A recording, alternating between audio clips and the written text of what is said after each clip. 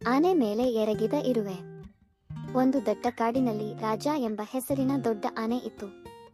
ರಾಜ ತನ್ನ ದೇಹದ ಗಾತ್ರಕ್ಕೆ ತಾನೇ ಜಂಬ ಕೊಚ್ಚಿಕೊಳ್ಳುತ್ತಿದ್ದ. ಇಲ್ಲಿನ ಅತಿ ದೊಡ್ಡ ಪ್ರಾಣಿ ನಾನೇ, ಯಾರು ನನ್ನನ್ನು ಏನೂ ಮಾಡಲಾರರು ಎಂದು ದಿನವಿಡೀ ಗರ್ಜಿಸುತ್ತಾ ಸಂಚರಿಸುತ್ತಿದ್ದ. ಒಂದು ಬೆಳಿಗ್ಗೆ ರಾಜ ದೊಡ್ಡದಾಗಿ ತಿನ್ನಲು ಒಂದು ದೊಡ್ಡ ಅರಳಿ ಮರದ ಕೆಳಗೆ ಬಂದ. ಅಲ್ಲಿ ಚಿಕ್ಕಿ ಎಂಬ ಚಿಕ್ಕ ಇರುವೆ ತನ್ನ ಸಣ್ಣ ಗೂಡನ್ನು ಕಟ್ಟಿಕೊಂಡು ಮಕ್ಕಳೊಂದಿಗೆ ಸಂತೋಷದಿಂದ ಇದ್ದಳು. ರಾಜ ಏನು ಗಮನಿಸದೆ ದೊಡ್ಡ ಕಾಲು ಹಾಕಿ ಚಿಕ್ಕಿಯ ಗೂಡ ಮೇಲೆ ಇಟ್ಟ. ಒಂದೇ ಕ್ಷಣದಲ್ಲಿ ಗೂಡು ಚೂರು ಚೂರು ಆಯಿತು.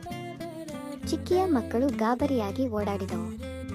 ಚಿಕ್ಕಿ ದುಃಖದಿಂದ ಕಣ್ಣೀರು ಹರಿಸಿದಳು. ಅಯ್ಯೋ, ನನ್ನ ಮಕ್ಕಳ ಮನೆ, ನನ್ನ ಶ್ರಮದ ಫಲ ಎಂದು ಅಳುತ್ತಾ ರಾಜನ್ನು ನೋಡಿದಳು. ರಾಜ ಗಟ್ಟಿಯಾಗಿ ನಕ್ಕ.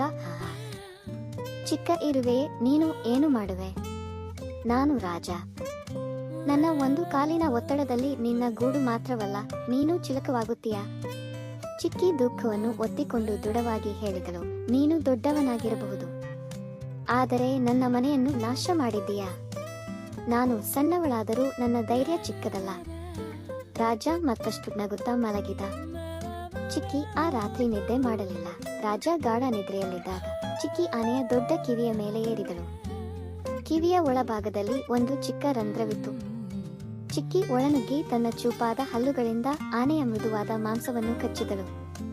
ಅಯ್ಯೋ! ರಾಜ ಗಟ್ಟಿಯಾಗಿ ಅರಚಿ ಎದ್ದು ನಿಂತ. ತಲೆಯನ್ನು ತುಂಬಾ ತಿಕ್ಕಿದ. ಆದರೆ ಚಿಕ್ಕಿ ಇನ್ನಷ್ಟು ಆಳಕ್ಕೆ ಹೋಗಿ ಮತ್ತಷ್ಟು ಕಚ್ಚಿದಳು. ಯಾರಾದರೂ ಈ ಯಾತನೆಯನ್ನು ನಿಲ್ಲಿಸಿ, ದಯವಿಟ್ಟು ನನ್ನನ್ನು ಬಿಡಿ ಎಂದು ರಾಜ ಕೂಗಾಡಿದ. ಚಿಕ್ಕಿ ಕಿವಿಯಿಂದ ಹೊರಬಂದು ಆನೆಯ ಮುಂದೆ ನಿಂತಳು. ನಾನು ಚಿಕ್ಕವಳು, ಆದರೆ ನನ್ನ ಮಕ್ಕಳ ಮನೆಯನ್ನು ನಾಶ ಮಾಡಿದವನಿಗೆ ಶಿಕ್ಷೆ ಕೊಡಲು ಸಾಕಷ್ಟು ಧೈರ್ಯ ನನ್ನಲ್ಲಿದೆ. ಇನ್ನೊಂದು ಬಾರಿ ನನ್ನ ಗೂಡಿನ ಮೇಲೆ ಕಾಲಿಟ್ಟರೆ ನಾನು ನಿನ್ನ ಮೂಗಿನ ರಂಧ್ರಕ್ಕೆ ಒಳನುಗ್ಗುತ್ತೇನೆ. ರಾಜ ಭಯದಿಂದ ನಡುಗಿದ. ದೊಡ್ಡ ದೇಹವಿದ್ದರೂ ಚಿಕ್ಕ ಇರುವೆಯ ಧೈರ್ಯಕ್ಕೆ ತಲೆಬಾಗಿದ. ಕ್ಷಮಿಸು ಚಿಕ್ಕಿ, ನಾನು ತುಂಬಾ ದೊಡ್ಡ ತಪ್ಪು ಮಾಡಿದ್ದೇನೆ.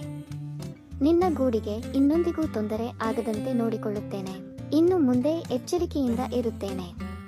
ಚಿಕ್ಕಿ ಸಂತೋಷದಿಂದ ನಕ್ಕಳು. ದೊಡ್ಡವನಾಗಿರುವುದು ಶಕ್ತಿಯಲ್ಲ, ಧೈರ್ಯ, ಬುದ್ಧಿ ಮತ್ತು ಒಳ್ಳೆಯ ಗುಣವೇ ನಿಜವಾದ ಶಕ್ತಿ. ಅಂದಿನಿಂದ ರಾಜ ಎಲ್ಲ ಚಿಕ್ಕ ಪ್ರಾಣಿಗಳನ್ನು ಗೌರವಿಸಲು ಶುರು ಮಾಡಿದ. ಚಿಕ್ಕಿ ಇರುವೆಯ ಕತೆ ಕಾಡಿನಾದ್ಯಂತ ಹರಡಿತು. ನೀತಿ: ದೇಹದ ಗಾತ್ರ ದೊಡ್ಡದಾಗಿರುವುದು ಮಹತ್ವದ್ದಲ್ಲ, ಧೈರ್ಯ ಮತ್ತು ಬುದ್ಧಿಯೇ ದೊಡ್ಡ ಶಕ್ತಿ.